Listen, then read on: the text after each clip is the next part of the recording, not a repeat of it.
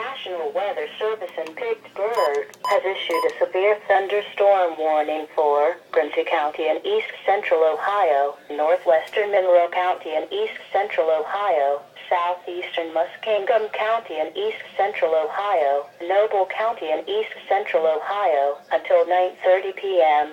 At 8:25 p.m., severe thunderstorms were detected along a line extending from 16 miles northwest of Cumberland to 11 miles west of Cumberland to 15 miles southwest of Cumberland, and were moving east at 45 miles an hour.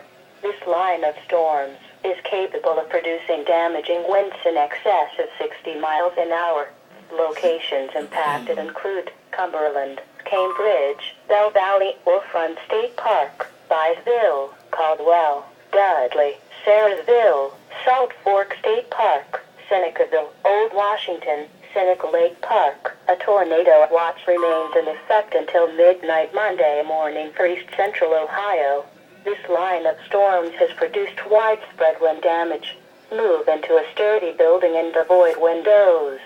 Please report severe weather by calling 412-262-1988, posting to the National Weather Service Pittsburgh Facebook page, or using Twitter at NWS Pittsburgh.